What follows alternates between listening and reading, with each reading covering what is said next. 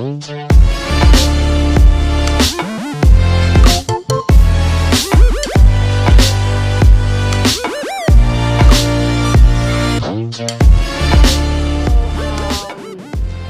briefly, Dr. Umar Saif is a computer scientist, you're an academic and a visionary.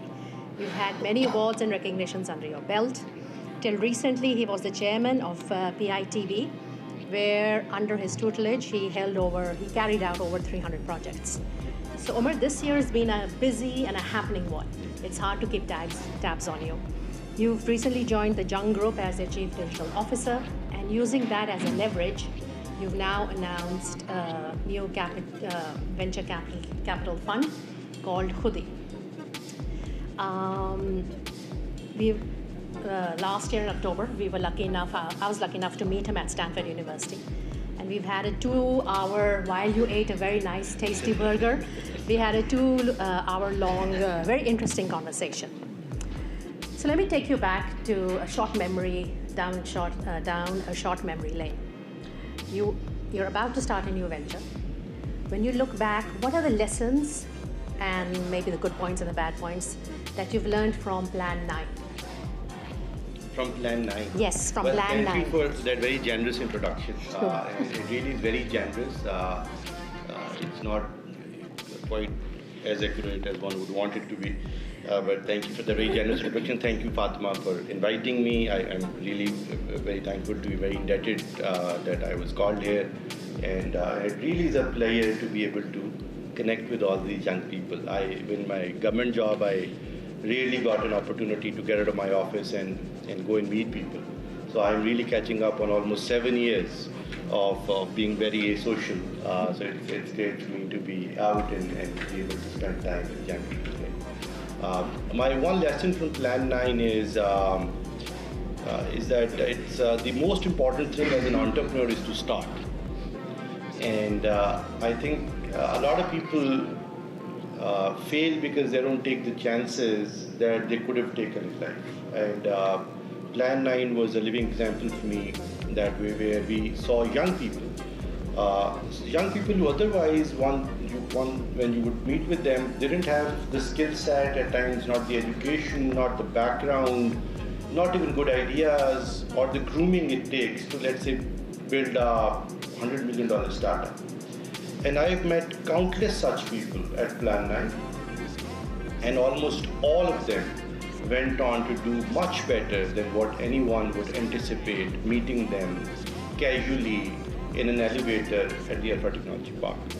And my favorite example, just because Atif and I spoke about it over lunch, is what was initially called Markhor and has now pivoted to become Wear Atoms, which is Sidra and Qasim.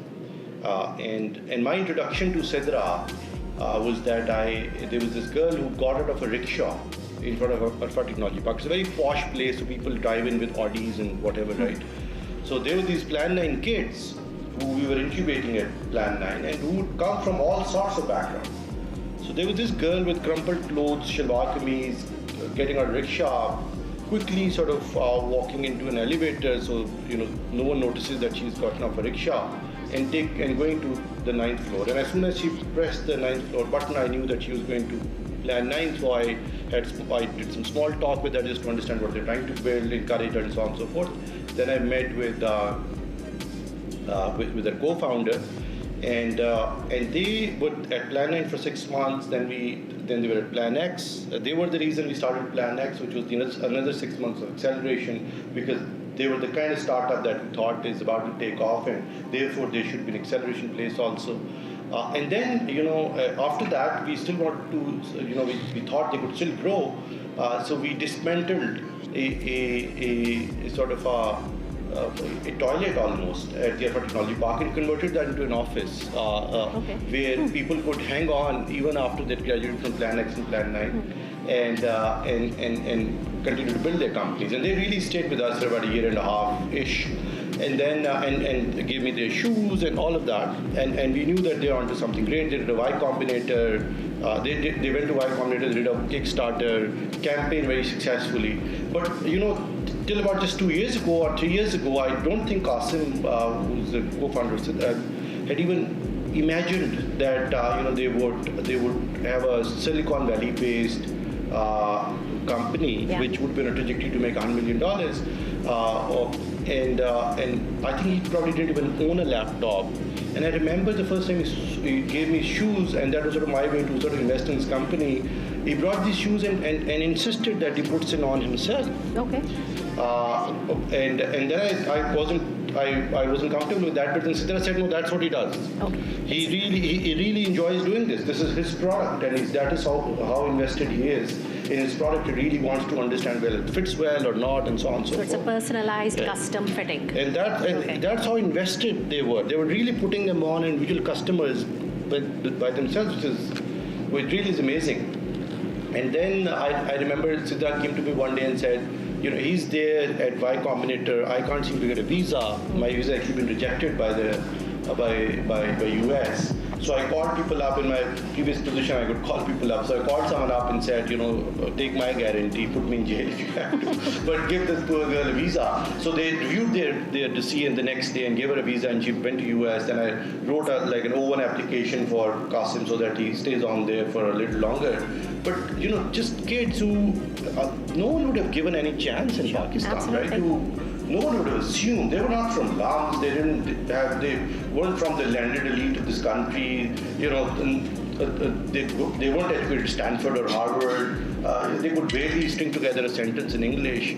And there's these two kids now who are doing this company called Atoms in the US, which is sort of going head to head with Allbirds, from what I can tell, which is $1 billion company. They're making great Snickers. And from what I understand, I think they, inshallah, would really be on a trajectory to become a $100 million startup months from now. So that sort of happened. That's happened in front of us. Another set of entrepreneurs in the first incubation batch was these LUMS kids, 4 kids, and some of them had worked with me for a long time, also as students when I was teaching there. And they had an application called Group Pick, where you could stick together a picture of a group, but the pictures were taken individually. And they pivoted, and now finally partnered with another guy who was visiting Plan 9 at the time. His name was Shoaib Makani, to work on a startup called Keep Trucking. Keep Trucking, yep. And Keep Trucking has raised $85 million. Yeah, it's a good venture. Yeah. So when people tell me that Plan 9 companies are failures, or the Pakistan startup ecosystem is all froth and none of that is real, I don't know what they're talking about. Okay. They must go and meet these entrepreneurs, because that's how well they've done. This is only in the last 5 years.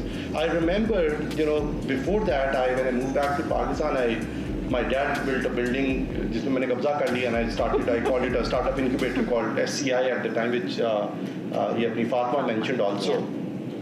When I was doing startups there, everyone who visited me discouraged me. They said, it's a stupid idea. You're wasting your money and you're wasting lives of these people. They can take up a job at a good place. They could have good careers. You really are wasting your time. From that, which was in 2007 is when I started SCI, to now, right. We have 300-400 startups in this country. About 10-15 of them are north of $10 million, all incubated, built here by Pakistanis, kids who went to universities in Pakistan, kids who went to various incubators in rickshaws and motorbikes. So this really is happening. So if one thing I've learned from the Plan 9 experience is that it is all about taking the plunge and starting. And once you start, then the universe conspires to make it happen for you. So a part of the universe is now going to be Khudi Ventures. How is that different and how is that similar? I know you're under NDA, a non-disclosure agreement, but anything that you can tell us about? Well, I've actually split my life in 3 parts, and this is the first time I'm going to talk about this. And it is unfortunately also going to be strong in 3 cities, which is not pleasant for me. I'm coming here from Karachi. But I'm actually firstly doing a startup right now. So I'm very focused on actually building a startup product myself. And this is in a small room in my house, but that startup is growing much more rapidly than I had anticipated. And I'm trying to recruit a co-founder, and I tried very hard over lunch today also. But that's what I'm trying to do. And the other thing I'm doing is that I'm on the advisory board of UNDP here now, which helps me do the sort of stuff that I was doing previously, but from a neutral platform. I thought I was pretty neutral in the previous regime also. In fact, I was always told by the previous government that you never talk about us, you never really give us any credit for the work that you're doing, because I wanted to keep PITP and others apolitical, but I guess that's not good enough. But now it's sort of more neutral. It's the United Nations. You can't get more neutral than that. Yeah. And then the third thing I'm doing is setting up this sort of fund, which will essentially help media companies in Pakistan move to a digital era. Because there are 3 businesses worldwide which were profitable big businesses, which are all going through drastic, radical pivots. Banks, telcos, and media companies. All 3 traditionally very successful businesses, all 3 going through radical transformation. Either these businesses will transform or these businesses will die. And therefore, that's a great opportunity. Some regions in this, or some regions elsewhere have gone through that transition, so there's much to learn from there also. But if you are a young entrepreneur and wanting to build a large company, I would encourage you to look at this equation. You could be doing many new things also. You could take very risky, new, bold ideas and try and disrupt other markets also. But here, so this is low-hanging fruit. So right. Banks are going to transform themselves very quickly. Would need to transform themselves very quickly. Telcos is bit pipes are a dying business unless they think out of the box. I was just talking to a friend here from PTCL, and they're already looking at content plays. They're already wanting to become the Netflixes of Pakistan and so on, because they know that there's little money to be made in just a bit pipe. And same for media, which is now you sort of see that playing out in Pakistan. Traditionally very rich, very influential businesses, they would have to transform radically. So I think it's a great opportunity, and I've taken stab at one of these 3 businesses, and this is and let's see how far we get. It's going to be done in Lahore. We'll set up a place there. I've just sort of closed the paperwork. It's substantial amount of money and substantial amount of kind of ecosystem that's going to help us do this. But I think my one sort of big gripe in Pakistan and is that we have companies that I see scaling to a couple of $1 million. I see companies that are scaling to $10 million. I see companies that are scaling to $100 million. But I don't see companies currently in our ecosystem that are on a path to become a $1 billion company. Is it either because they don't have a global ambition? It's because they're not working on big enough a problem. They're not on a trajectory where they're linked into a sort of a path of venture capital fueled growth from Series A, B, C to whatever, or position themselves where they become an acquisition opportunity. So I think this Khudi Ventures is now hopefully going to come up with companies that will be on the trajectory to then go and seek the next round from secure capital, really be valued at $100 million. Is there a fund amount for the venture? Oh, so that's the part I can't talk about. Okay, all right. And the reason I'm not talking about it, let me actually come clean on that, is because one of the bad things that's happened in Pakistan, there are 2 bad things that have happened. One, amongst the many. So well, in our ecosystem, the 2 things that I'm less than comfortable with is one that they're sort of now people or incubators helping entrepreneurs for all the wrong reasons. So that worries me a little bit. Sort of we did Plan 9 publicly funded and didn't take any equity position, because this was really all about the entrepreneurs. Now I hear about deals where someone comes along and says, take $50,000 and give me 51% share of your company. You're not only just wasting your time, you're killing that company also in the process. You're controlling rights for whatever seed round, sets up the cap table in a way that no serious investor is going to ever come in and put money in that company. So if you basically kill that company on get-go. Yes, you have controlling rights of exactly 0 chances of success. Right. So there's a lot of that going on in Pakistan. Also, Plan 9 had 2 aspects to this. One aspect I missed actually for a long time, but eventually I realized how big that aspect was. One aspect was really sort of helping entrepreneurs, and that's a very non-glamorous thing to do. Really sitting down with them, doing code reviews, giving them hard advice on how they must pivot and what product they must focus and how they must go and make money and so on and so forth.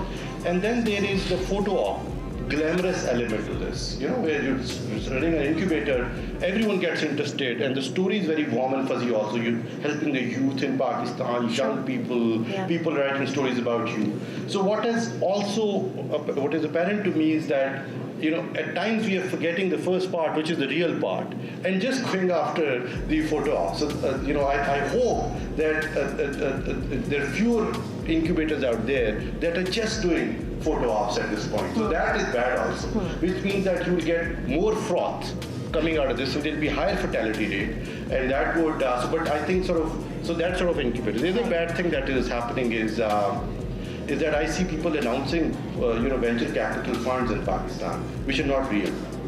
So that is seriously worrying me right now. So they just ghost ventures, basically. Yeah, they just, the kids wake up and say, hey, I have $100 million, I'm a VC. You're like, really? Have you ever done a startup? Have you ever run a fund before? How did that happen? So, it just doesn't work this way.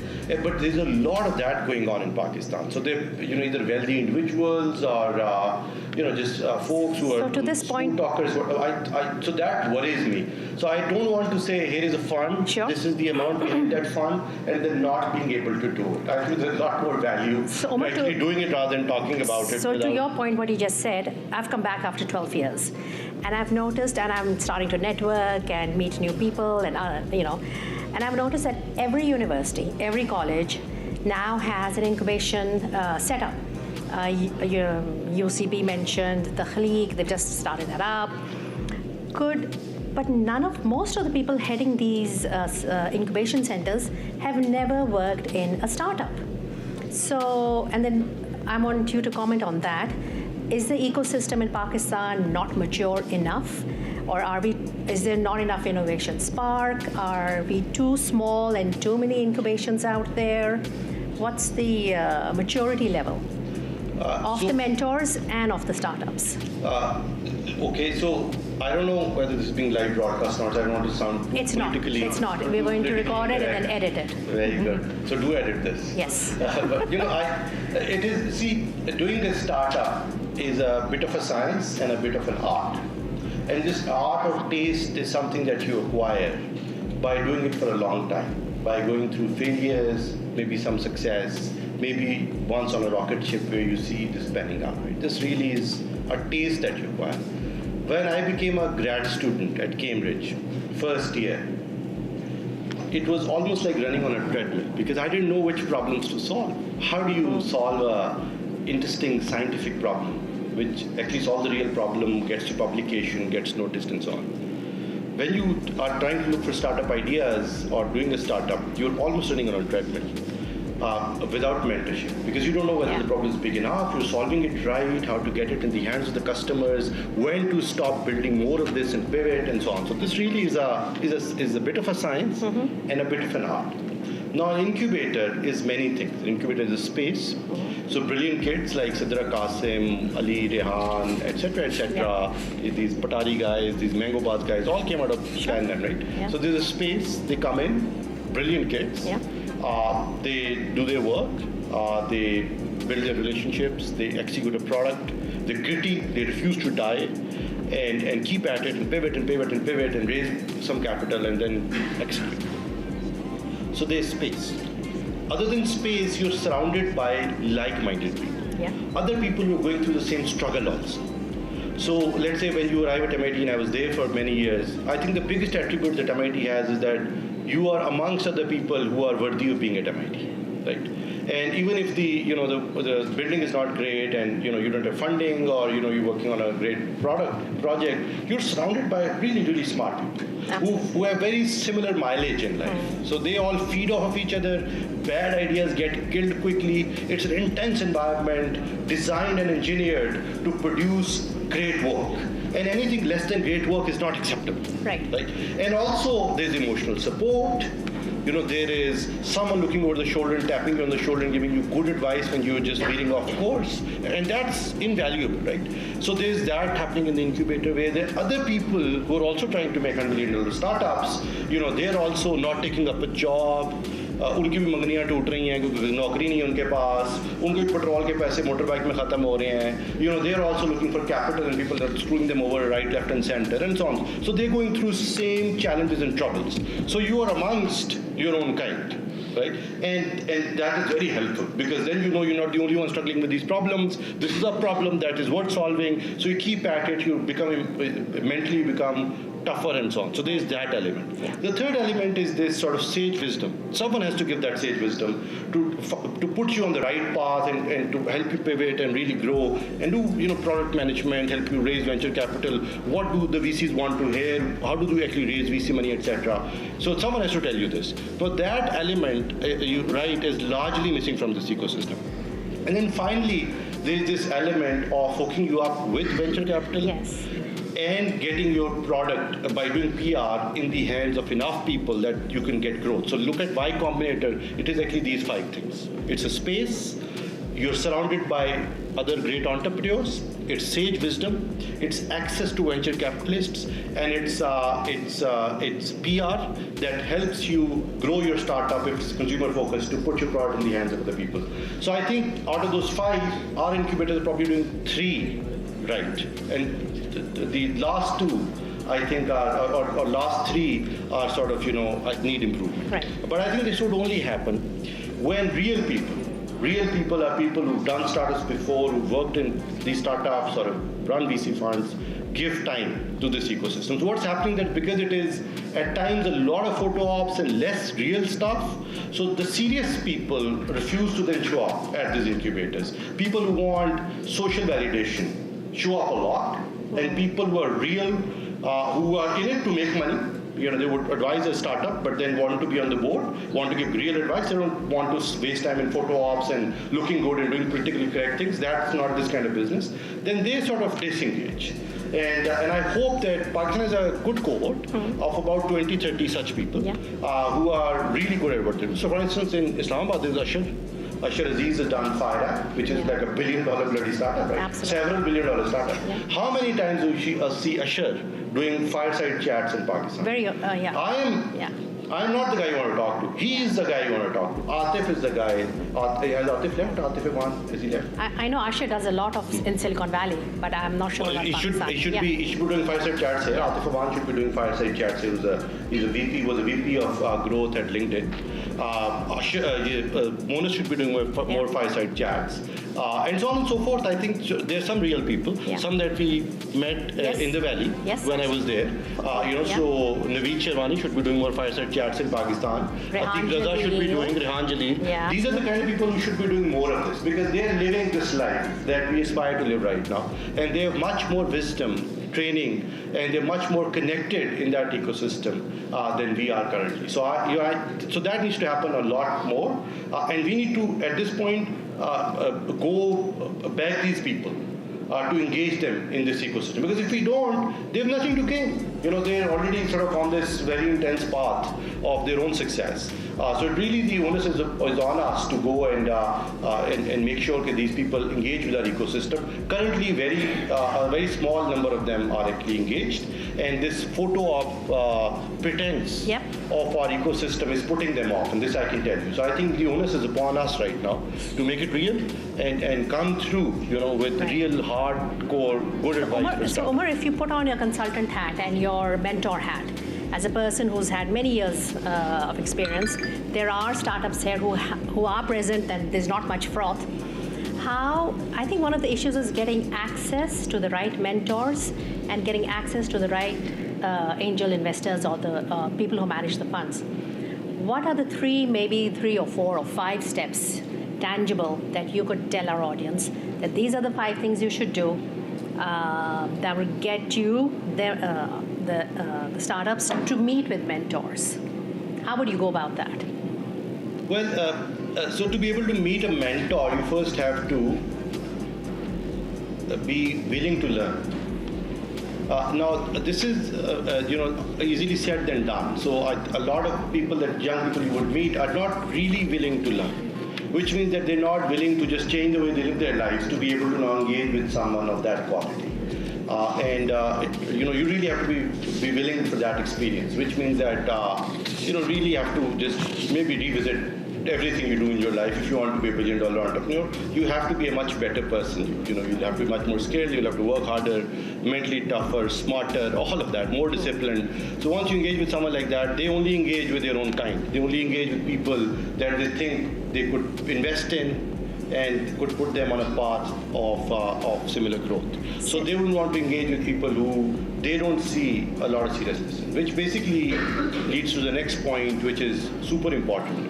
Now you're doing a startup, so you came with a startup idea. The first question I ask myself, or an entrepreneur should ask themselves is my idea worth $1 billion? If your idea is not worth $1 billion, it's not a startup. It's basically as simple as that. It's not a startup. You're looking at a lifestyle business. You're trying to set up a small consulting house pretending to be an entrepreneur. You're not really executing a startup idea. Because when you go to a VC, they look at two things. One, your what is called the inverted hockey curve, or a growth, which really is almost vertical, which means you build something that is really scaling so fast that you need someone's money to scale it further. So that's one thing they look at. Two, that you've made something useful for a very large number of people, right? And let's say you go out and raise $1 million in your first VC round. The VC rounds are bigger and bigger these days. But let's say you do a very humbling Series A of $1 million. Right? Let's say the first round typically is on like a 20%. So $1 million, 20%. So you're valued at $5 million off the bat. First day, you raise your $1 million. Your startup is worth $5 million. That's what? 60, 70 crore rupees, right?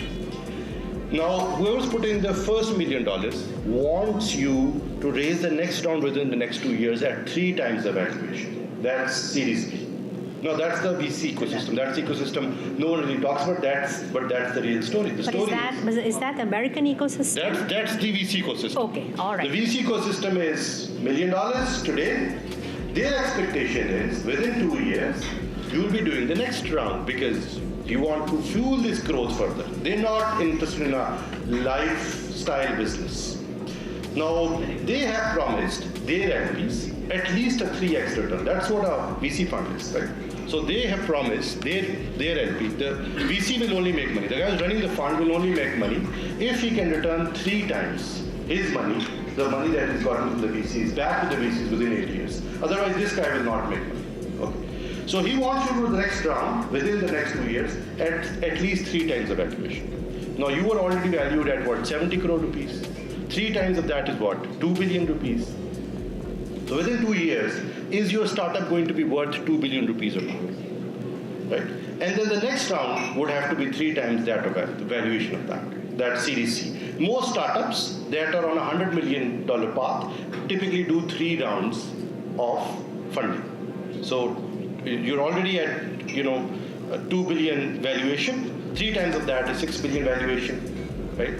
That's what, $60 million, $50 million. So the question is, are you working on something that's going to be worth at least $60 million 5 years from now, 4 years from now? If you're not working on a startup. You will not get VC money. You're not in the business you think you're part of. So it's a label issue as well then? No, it's not a label issue. It just VCs fuel exponential growth. Okay. Because they need to return.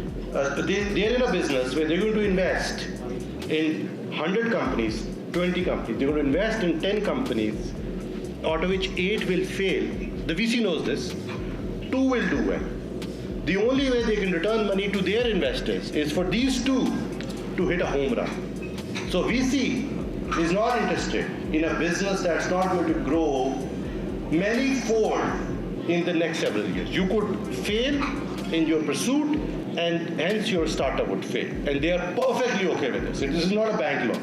Right. This is VC money. They're perfectly okay with you being the 80% which fails. But they are looking for the 20% that grow exponentially. and they will only put money in companies that have exponential growth. If you think you're working on an idea that's going to be worth $2 million, no one's interested in this. No one is interested in this, other than the guy who's giving you $50,000 for 51% of your startup. No one's interested in this. Two, I meet a lot of people running IT companies, and they keep calling themselves IT entrepreneurs. That's not true. They're executing a proven business model. Actually, they're living off of labor arbitrage. If you're running an IT company, you're not an IT entrepreneur. You're a good businessman. You should do it, and more power to you. But you're not working on an innovative new idea, looking for a business plan. That's a startup. A startup is a new innovative idea in pursuit of a business plan. That's a startup. If you're executing a known business model, you're a great businessman. Yeah. You are not going to get unreal returns on things that you're doing. You're running a business that's tied to your HR, however many billable resources you have, and selling them in whatever way on this labor arbitrage is the money you're making. You can employ 100 people, you'll be making what, 1 crore rupees mahine ka. You can employ 500 people, you'll be making 5 crore rupees per month. I know several such people in Pakistan, but that's it. That's all there is to it. You will never make $100 million. You'll never make $50 billion. You're not on that trajectory.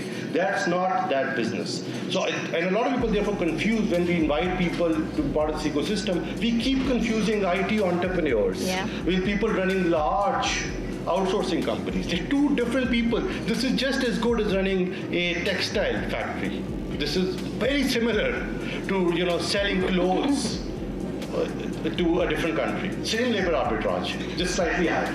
You just have to be a good salesman. You're selling someone's ability to write code without doing any innovation in product. A startup is about working on a new idea which doesn't have a business plan behind it. You don't know how this idea is going to make money. You figure that out on the way. So Steve Blank, who's much wiser than I am, says that a startup is a temporary organization looking for a business model. Could you repeat that again? A startup is a temporary organization looking for a business model. As soon as you figure out the business model, you're not a startup anymore, you're a business, must be run like a business. Which is the final point here, that most entrepreneurs are not the CEOs for the entire duration of their startup in a well-developed ecosystem. Because they are the ones who came with the innovative idea, they're the ones who found the business model, and then all of a sudden, they realize that they're not equipped to run a business. They're not the CEO guy. So they will most likely go and hire a CEO who's run large businesses. And that's how most startups work. So you're the founder, you build this, take it to a point, Series B, raise money, now you have a repeatable sales cycle, a business model in front of you, you would go ahead and hire a CEO who knows how to run a 500 people operation with a proven business model, a known business model. So startup, as per Steve Blank, he can't be wrong, right. He's much wiser than I am, is a temporary organization looking for a business model. Are you doing that? Because that's where all the unreal returns, all the exponential growth, all those $100 million startups and $1 billion exits are. If you're not in that business, then you're not doing a startup. And someone needs to continue to tell you this. I'm sure for everything that you're doing, there's a nugget here that could scale to $100 million. But what mentors need to do is help you find that nugget in what you're doing. Otherwise, it is very similar to running on a treadmill. So you, fair enough, thank you for that. So you also headed ITU, right? It would be a fair comment to say that there is a disconnect between the education that we provide in metric and FA and BA in engineering and IT and to the ecosystem of entrepreneurship in Pakistan? Is there a disconnect? I don't think so. I think the Pakistanis are very, very enterprising, very smart. Okay. I mean, in American education and in American lifestyle, we are taught there's a summer holiday, you're in 6th grade, open up a lemonade stall outside and start selling, right? Where is it that we're not on par with No, I think, so ITU is a different sort of ballgame in the sense that I've been wanting to make a university in Pakistan for a long time. I started doing this, I tried doing this first in 2002. And I finally was able to make ITU in 2013. So it took me 11 years to convince someone in Pakistan that Pakistan deserves a high-quality research university. Now, ITU has 112 faculty members, 86 of whom have done PhDs in US. It has 1,200 students, and the student acceptance rate is less than 2%. So that's what we wanted to make, and Pakistan needs more of this. Exactly. But the reason ITUs and NUSTs and LUMs and GIKs need to exist in Pakistan is because Pakistan is doing a lot of consumer-focused startups and very few IP-backed startups. Now, we used to joke in East Coast that East Coast does all the serious IP-backed startups, and Silicon Valley does all the consumer-focused gizmos, right? Gizmos would be Facebook, right? And so on and so forth. IP-backed startups would be, drug discovery companies, genetic medicine companies, 3Coms, Akamais, and so on. Companies that have a hard science behind them. Now in Pakistan, we have all these Oryx or whatever you call them. They're not working with any of the professors in universities to commercialize anything worth its salt. Do you get any science-backed startups coming out of Pakistan? How many defensible IP do you get coming out of Pakistan? I haven't seen any at all. Any startups that we at this point are talking about are all consumer-focused startups. These kids are smart, they're gritty, they're scaling their consumer-focused startups. But none of these are science-backed startups. How many of these inventions are defensible intellectual property, patentable, enforceable in US, leading to a company, like Google, that's defensible IP that led to growth of Google. Right? 2 PhD kids at Stanford dropped out, to make Google. It wasn't a consumer-based startup, but there are many more, exciting things along that spectrum also. So the question is, why don't we get from Pakistan IP-backed, hard science, hard tech, tech-supported startups from Pakistan, and that could only come out of universities, and that can't happen happenstance. So you can't just get a random guy from a random university coming in and doing a world-class innovation. It doesn't work that way. It is a skill in education that you acquire over time, and really, Pakistan needs to bring back all the folks that are sent to Stanfords and MITs and Berkeleys and UIUCs and so on and so forth. Bring them back in universities in Pakistan, give them time and resources to do research, encourage them to commercialize that research and benefit from that research. So ITU is a research university, so it does 4 things. Our faculty only teaches 1 course per semester, compared to 7 in some of the decent universities in Pakistan per semester. So they teach 1 course per semester. Every faculty gets $50,000 per year, no questions asked, of research support money to do whatever they want to do with that money. Every faculty gets all the RAs and TAs that they need to do with their research. Every faculty is given 1 day off per week to do a startup or to consult. They're pushed out of the university to go and do it. That's similar to what Amazon does as well. And then finally, our faculty has what we call the Waterloo University's equivalent of Policy 73, which means that any intellectual property that they invent using ITU's resources is all theirs. So they can go ahead and commercialize it, and no one will say, hey, this was ITU's money or FLA money and this money and so on. Right. So this is a research university. So what we've seen therefore is that almost every faculty member, every one of the 112 that I've told you about, has a company now. And scaling very quickly. Our department chair for computer science has a company that now employs about 120 people, started last year. Right? So scaling very, very quickly and doing great work. Almost all of them are very entrepreneurial and doing all these startups. But that's sort of what Pakistan needs to do more of. You really need to build research universities. At this point in time, if you want to build a university in the government, you would say, I want to make a university like LUMS. Hey, but that's not a government university. That's from the private sector. So give me a benchmark university in the government that you want to be. There isn't even a benchmark university in Pakistan. So that ITU was that attempt. So does that mean out of the 3 favorite projects that you're working on, could an educational institute be one of them? No, I because you are an academic, so.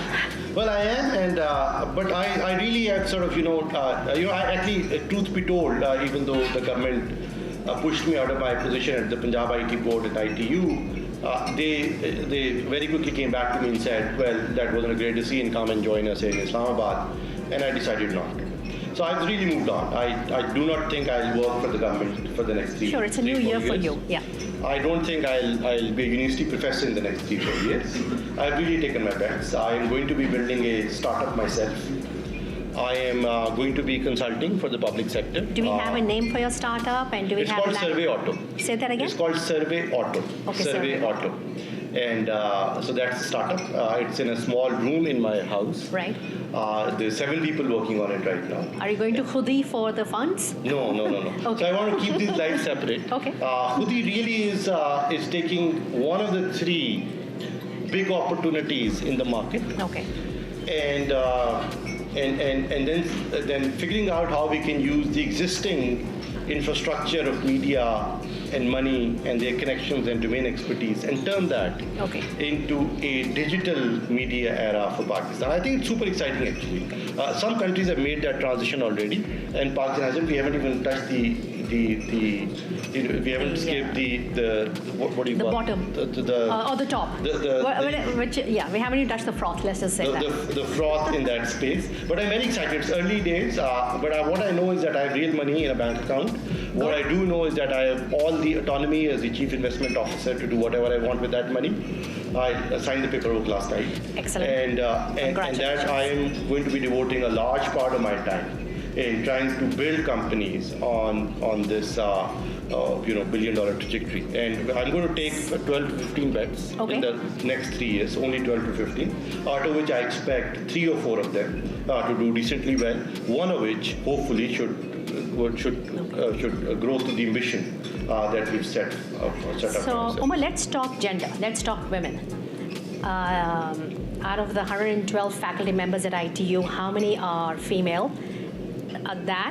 And where are the women in the ecosystem of Pakistan? Well, actually, they're doing fantastically well. I believe that they're actually doing fantastically well. People don't realize how well they're doing. Oh, I agree with them working fantastically well. I mean, we've got a whole, wonderful team over here, but they're drowning in the startup. I don't think so. Okay. So look at Sidra. Yes. For me, Sidra is the CEO of where. But are they getting the same driving force? Are they getting the same opportunities as I think so. Okay. So of the companies, I think that got some funding from some angel investors, etc. A lot of them are female CEOs. So I would rank Wear Atoms in that space. Okay. I would rank Beauty Hooked in that space. Yeah. Okay. I would rank Helping Hands in that space. I would rank Karpar in that space. All right. These are all female CEOs. Now, the thing about Pakistan, you should know, and the guys here also, so I want, don't hate me for saying this. But in Pakistan, because the education system has no quotas, admissions in colleges in Pakistan, there's no central placement system. So Pakistan is a great place to study the gender balance of academic brilliance. In US, there are quotas, in other countries, there are quotas. But in Pakistan, there are no quotas, let's say, for med schools. So if you have like बच्चे and you wanted to become a doctor, सारे like बच्चे ये करना चाहते हैं, right? So I have a news flash for you. 70% of students in med schools in Pakistan are females. 70%. तो लड़कियां पढ़ाई में इतनी अच्छी हैं आपके मुकाबले. And I'm not just saying that that's my opinion. Sure. That's just data. That's a fact, yeah. 70% of students in med schools are females. Pakistani females are doing fantastically well. Look at people like Shumshad Akhtar. इस वक्त मेरा ख्याल है आपकी जो 4-5 बड़ी MNCs हैं उसमें से 2 की खवातीन CEOs हैं. एक बहुत बड़े बैंक की CEO खातून है. आपकी वज़ीर आज़म एक खातून रही है. आपकी कैबिनेट में बहुत पावरफुल खवातीन है. आपकी पॉलिटिक्स में बहुत पावरफुल खवातीन है. हमारे जो स्टार्टअप इकोसिस्टम है बहुत इसमें I see lots of females. अच्छा, my thing is, and I don't know if you know this about this or not, but I seek out brilliant females. Yeah. So given a choice, I have a bias towards females. Mostly because of what you said. मुझे याद है कि एक लड़ाई जो हमने लड़ी, मैंने गवर्नमेंट में लड़ी, कभी किसका जिक्र नहीं किया, बट अब आपके सामने जिक्र कर रहे हैं, वो ये कि जब मेट्रो बस बन रही थी, I was involved in everything that happened in Punjab, and buses to whatever, right? Were you also thought of as a thought leader or as a sounding board? Yeah, absolutely. I was always there and I was involved in everything. So I take blame for whatever Punjab government did. I was always there and had my input in everything, and most of the things were actually done by also PITP. It wasn't just an IT department, really bloody ran the company. That's the honest truth. And NAB has not caught me yet, so that's my sanad also. Okay. But in this, जब हम metro bus बना रहे थे तो मुझे याद है हमारे साथ उनके MD थे, सब्तान फजल अलीम नाम है उनका, और उनकी भी 3 बेटी हैं और all 3 brilliant. Okay. एंड जब हमने बना ली बस तो हमने बड़े सारे अच्छे अच्छे काम किए अपनी तरफ से, ये मतलब वो बन गई तो CM ने हमारे वाले कर दिया कि चलो इसके फाइनल लोग पॉलिटिक कर लें. तो I made the entire IT system, it's very automated. You get you walk up to a ticket vending machine, you get a like an oyster card, you check in, you check out. Metro bus works that way. लोग मेरा मजाक उड़ाया करते थे कि यहाँ पे काम करने वालियाँ गुज्जर बाबे ये TVM से आपका oyster card खरीद के बस में बैठेंगे. आप किधर से हैं डॉक्टर साहब?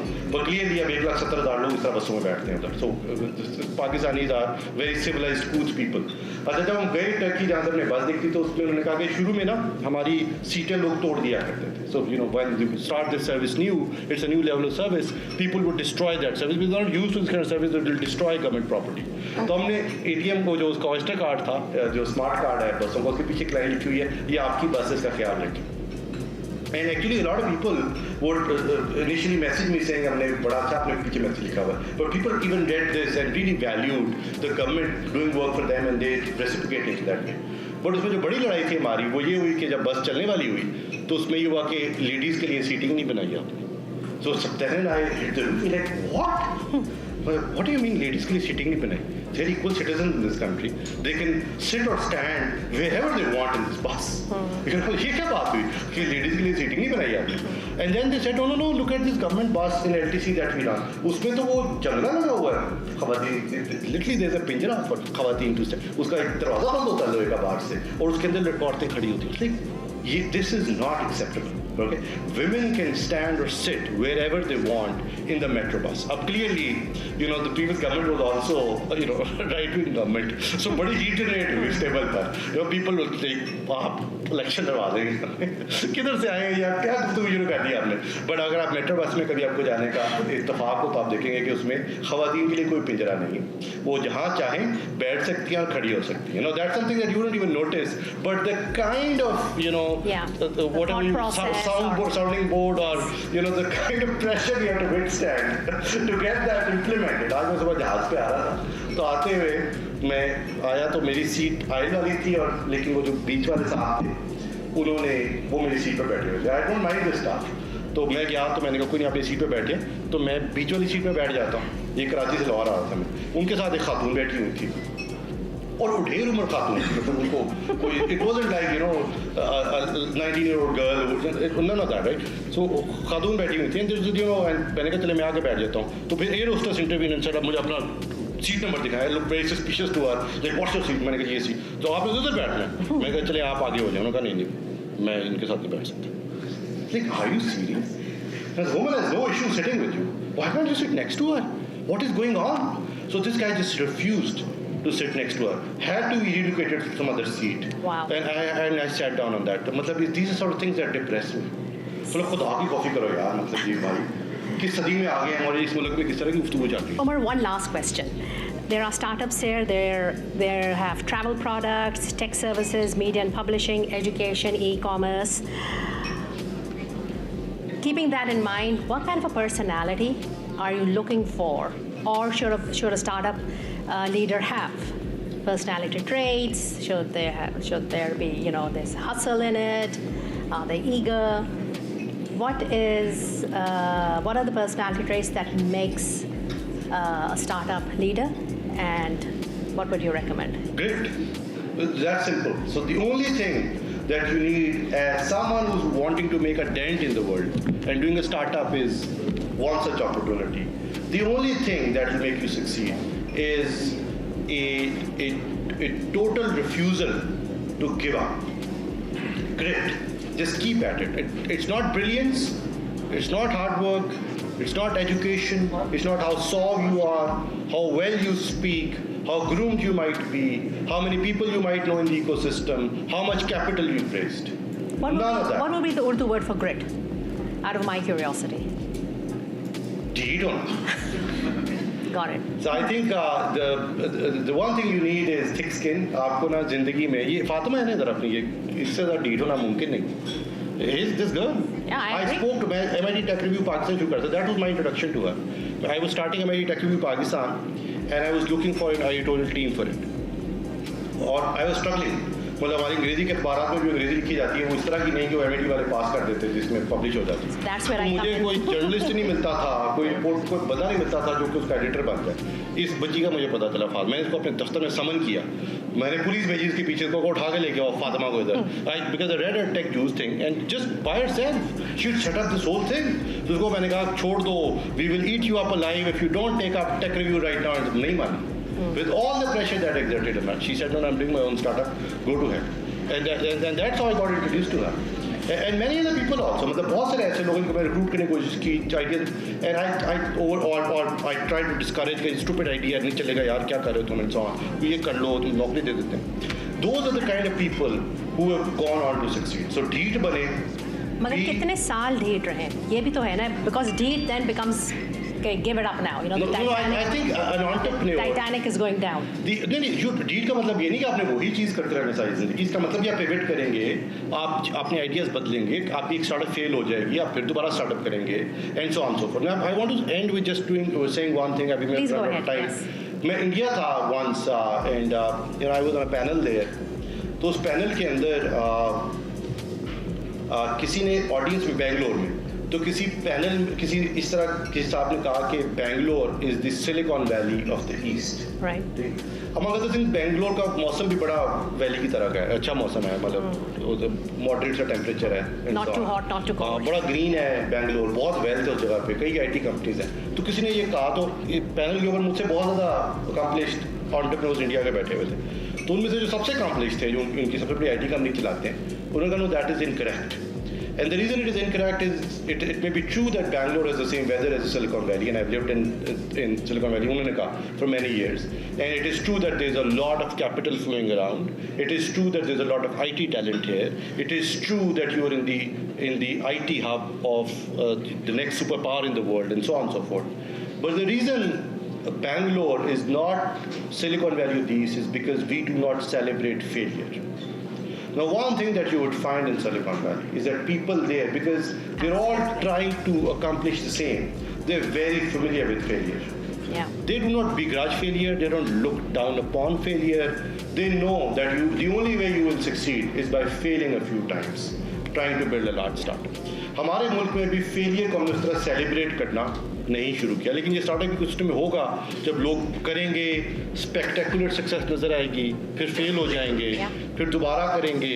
ये एक साइकिल है, इसके थ्रू गुजरना है. लेकिन आई थिंक ये वो ग्रेट है. The great is to continue to do what you doing. और पाकिस्तान में अच्छे वक्त आने वाले इस तरह से कि देखिए जब हमने ये प्लान लाइन शुरू किया था तो एक इंक्यूबेटर बनाने कितनी बड़ी बात थी. मुझे याद है ये आतिफ साहब बैठे हैं, ये VP फॉर ग्रोथ थे लिंक्डइन में. इसी तरह एक साहब आए, वो उस वक्त VP थे, मैं नाम नहीं कंपनी में, तो आप गेस करते हैं साहब कौन थे. वो मेरे पास आए मेरे ऑफिस में, शाम को रात को आए, तो मैंने बड़ा एंथुसियास्टिकली बताया कि हमने प्लान लाइन शुरू किया है, ये बच्चे हैं एंटरप्रेन्योर हैं, ये कर रहे हैं वो कर रहे हैं. वो मुझे पुराना जानते थे. पहले तो ये कहा तो वक्त पाकिस्तान में आया कर रहे हो, तुम्हें बताया कि नौकरी कर लगा के. तो पर वो कॉन्वर्सेशन खत्म हुई तो उन्होंने कहा यार तुम मतलब are you stupid, you think you can do startups in Pakistan. There is no capital here, there are no product managers here, there is dearth of engineering talent here. Who are you kidding? इस मुल्क में कोई अच्छा product नहीं बन सकता. और उन्होंने मुझे तकरीबन कोई आधा पौना घंटा लेक्चर दिया. मैं घर बड़ा डिप्रेस गया उस दिन. शुक्र करेंगे उनकी बात नहीं सुनी उस दिन हमने, नहीं तो वहाँ से शुरू हुआ है ये पाकिस्तान. अब at this point in time तो ये अनडिनाइबल है कि पाकिस्तान की स्टार्टअप्स आर डूइंग वेल. वो उनको कैपिटल यहाँ से मिल रहा, बाहर से ले रही हैं, और 300-400 जो है उसमें से 10-12 $100 मिलियन के ऊपर निकल जाएंगी. सो मुझे लगता है कि we have come a long way. And this ecosystem are ready to take off. The tech juice might look like a small blog right now, but really could become a big deal. ये भी मुझे साफ दिखा रहे थे, छोटा सा इन्होंने एप्लीकेशन बनाई है for iPhone and so on. Might look like a small thing now but really could be on a path trajectory to success. अब देखिए पाकिस्तान में पटारी है, something that was incubated plan 9 Yeah. and they're doing all right, but look at Savan in India, similar idea, Spotify for India. Yeah. And they've been acquired for $500 million by Reliance just 3 weeks ago, 4 weeks ago. तो ठीक है $500 million की नहीं हो, लेकिन $200 million की acquisition तो हो सकती है. And there are lots of sort of Chinese acquisition opportunities in Pakistan. There are other stuff going on. There's stuff that federal government should regulate and deregulate and incentivize. वो सब बहुत ज़रूरी है करना है. वो उनको बात समझ आ जाए, इनक्यूबेटर खोलने के लिए आप इस पे ज़्यादा फोकस करें. But let me also give you that recipe before we close. Okay. Because some people are in Islamabad, so they can maybe influence such people. I'm not talking to them these days. You have 2 minutes. 5 things that I think we need to do in the startup ecosystem. The first thing to do is to ensure कि हमारे जो pension funds हैं मुल्क के अंदर उनके पैसे divert किए जाएं टू फंड ऑफ फंड्स. कोई भी गवर्नमेंट किसी स्टार्टअप में इक्विटी नहीं लेती है, टू वेरी रिस्की बिकॉज उसके ऑडिट्स होते हैं और so on. लेकिन वैसे फंड्स में पैसे डाल सकती है जो आपने पैसे डाले, बिकॉज फंड एक लगी बंदी रिटर्न देते हैं, बेशक म्यूचुअल फंड हो, वीसी फंड हो, जो भी हो. ठीक, तो गवर्नमेंट जोजमा फंड इसराइल में फंड्स में इन्वेस्ट करता है. So government needs to set up a fund of funds right now, and therefore encourage private VCs, private wealthy people, to set up VC funds. Okay. And this could easily happen by one notification of diverting EOBI money, which is Pakistan's big pension fund, 20% of that, 2% of that, 5% of that into supporting VC funds. तो कल ही पाकिस्तान में 10 VC fund बन जाएंगे, उन सारों के पास $300-400 million होंगे. ये one notification. Now, federal government needs to do this. They didn't listen to me for the last 5 years. They're not listening to me now. But maybe some of you can influence. No, them. we are listening, and so is Tech Juice, and we'll write a blog, and we'll write up in the next week or so. So that's thing number 1. Thing number 2 that they need to do is to ensure कि state bank की जो regulations हैं उसको revisit किया जाए इस तरह से कि पाकिस्तान में वीसी कैपिटल आ सके और पाकिस्तान से पैसे बाहर जा सके. At this point in time, the default position of the regulator, the central bank, national bank, state bank in Pakistan, is that Pakistanis cannot own assets outside of Pakistan. ये जो सारा तमाशा सियासी देख रहे हैं, ये उसका शाखसान है. Pakistanis cannot own assets outside of Pakistan. You have to seek a lot of permissions for doing this. और वो permissions are not easily forthcoming. So a VC would not want to do it. इसका मतलब है कि a VC would therefore will also want to register a fund elsewhere, and your company would have to be a company elsewhere. It can't be a Pakistani company unless we fix this problem. So that's a state bank problem. Regulate or deregulate wealth coming in and wealth going up. Very important. 3. Yes, SECP, the Security and Exchange Commission right now, needs to make sure that sweat equity is real. इसका मतलब ये है कि कल आपने company शुरू की और आपकी वर्थ $0 है, कंपनी की वर्थ भी $0 है, प्राइवेट आपने लिमिटेड कंपनी रजिस्टर कराई, एक वीसी आया, उसने आके उसमें $1 मिलियन डाला और 20% ले लिया. इसके बाद वीसी जो है वो $5 मिलियन का 20% है, ठीक है ना जी, 1 मिलियन, और आप बाकी के $4 मिलियन से, तो आपकी वर्थ, आपका स्टॉक उस कंपनी में $4 मिलियन का बढ़ता है. तो रातों रात आपकी वर्थ 50 करोड़ रुपया बन गई. SECP के टर्न अराउंड से ये तो फ्रॉड है, which is the default position of SECP right now. I don't know if you've been, any of you been in that position or not, because you did not pass in a default position. Company शुरू होती है, लोग आके उस amount का capital डालते हैं जिस अमाउंट की उनको इक्विटी स्टॉक चाहिए होता है. आप उतने पैसे डालते हैं और उतना आपको स्टॉक मिल जाता है. इसमें तो आपने पैसे नहीं डाले, ये आपका आइडिया था और उस आइडिया की बुनियाद पे आपको 50 करोड़ रुपए का स्टॉक इशू हो गया. पाकिस्तान में वो टेंजेबल एसेट नहीं है, तो उसको टेंजेबल कैसे करते हैं? इसका रूल ये है कि पाकिस्तान इंजीनियरिंग काउंसिल उसको वैल्यूएट करेगी आगे. अच्छा, लेकिन वो तो आइडिया बदलता रहता है, तो उन्हें अच्छा नहीं, कोई कोड होगा सीडी पे सेव कर किसी सील्ड उसमें डालते हैं, किसी वो लॉकर में डालते हैं, literally steel box. So but if SECP turns around tomorrow, your investor wants to screw you over, he can turn around and say, this is not real stock, give me this back, and SECP will cite it. तो SECP को इस वक्त अपना company law revisit करने की ज़रूरत है. तीसरा, ठीक, चौथा काम ये करने की ज़रूरत है कि जो हमारी पाकिस्तान स्टॉक एक्सचेंज, तो देखें, आप कंपनी करेंगे, वीसी से पैसा डालेगा तो उसको एग्जिट चाहिए. वो कोई 3 लाख रुपये महीने की इनकम के ऊपर तो वीसी पैसे नहीं डाल रहा. तो एग्जिट 2 तरह से आएगा, या तो बाहर से आके कंपनी आपकी किसी चीज़ को एक्वायर करेंगी उसमें मैं 1 मिनट के बाद आता हूँ। या आप जाके स्टॉक एक्सचेंज के ऊपर लिस्ट करेंगे आपकी कंपनी। स्टॉक एक्सचेंज के ऊपर IT कंपनी जो है वो अरबों रुपए की नहीं होती, स्पिनिंग मिल्स होती हैं, सीमेंट की फैक्ट्रीज होती हैं, IT कंपनियाँ नहीं होती हैं, ठीक है। तो क्या स्मॉल कैप IPO हो सकता है पाकिस्तान में? 20 करोड़ रुपए का आप IPO कर, पटारी हाउस होल्ड नेम है, तो जाके मार्केट से पैसे क्यों नहीं रेज करते? तो IT companies do IPOs and exit are really profitable. Uber doesn't make a penny, Twitter doesn't make a penny, but have done big IPOs. Yeah. Right? And they raise money from the market because they're household names, household brands. तो उनका वो जो arbitrage है बहुत बड़ा है to raise money from the market. That's how you unlock your value. तो पाकिस्तान में तो small cap IPO है ही नहीं, तो फिर एक IT कंपनी कैसे जाके मार्केट से पैसे रेज करती है? अनलेस वो $100 मिलियन कंपनी बने पहले, सीमेंट की फैक्ट्री बने, फिर जाके